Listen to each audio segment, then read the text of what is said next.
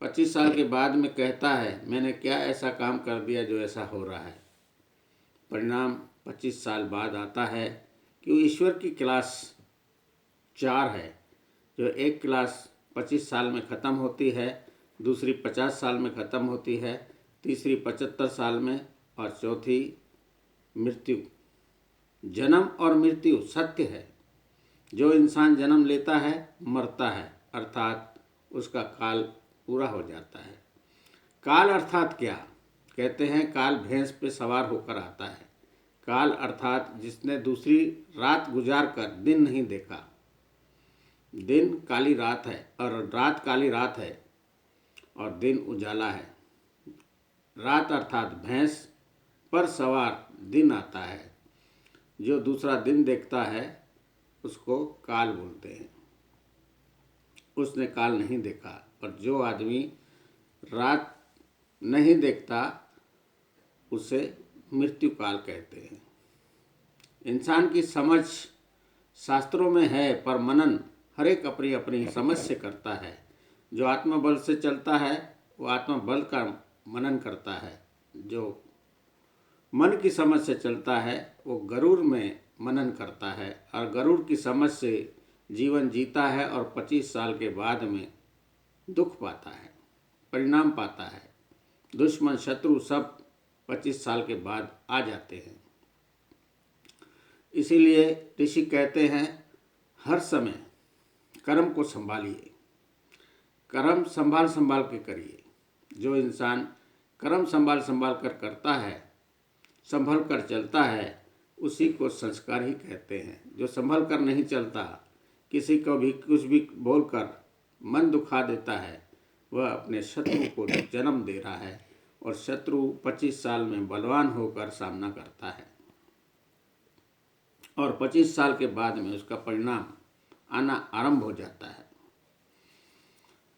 जीवन हर एक को मिला हुआ है। जीवन जी कर जा या मर कर जा। कहते हैं जीवन एक नदी का भी होता है। जीवन जैसे भाव में आकर बहती जा रही है, वैसे ही इंसान भावुक बनकर अपनी समझ से जिया जा रहा है। भावुक इंसान नासमझ होता है, बेअकल होता है, पर अपने आप को अक्लमंद समझता है। शंका में जीता है और अपनी मन मस्ती से अपना भी जल्दी बनाता है और दूर भी जल्दी हो जाता है। इनसे कई लोग इनका शोषण करते हैं और इनको उसी हाल पर छोड़कर चले जाते हैं जहाँ पर इसको ज़रूरत होती है। भावुक इंसान हर एक को अपना समझता है, पर इस संसार में अपना स्वार्थ है। जहाँ पर जिसका स्वार्थ फंसा हुआ है तब तक वो आदमी अपना दिखता है। जब उसका स्वार्थ निकल जाता है तो अपना ही आदमी दूर दिखता है। ऐसा ये संसार है।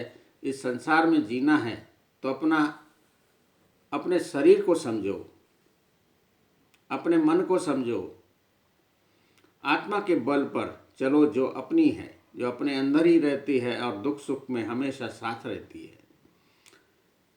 इंसान आत्मा को तभी पहचान सकता है जब परछाई को समझे। परछाई हमेशा हमारे साथ चलती है। हम चलते हैं तो परछाई चलती है, दौड़ते हैं तो परछाई दौड़ती है। हम अगर छाया में आ जाते हैं तो शांति कर कर बैठ जाती है। वह हमारी आत्मा जिसको हम देख नहीं सकते पर हमारे साथ हर समय है। किस हिसाब से भी समझें, परछाई होकर समझें, बिंदु होकर समझें, पर हमारे साथी है। सबसे बड़ा हमारा साथ आत्मा का है, पर हम आत्मा को ही अपना नहीं समझते और दुख का कारण आता है।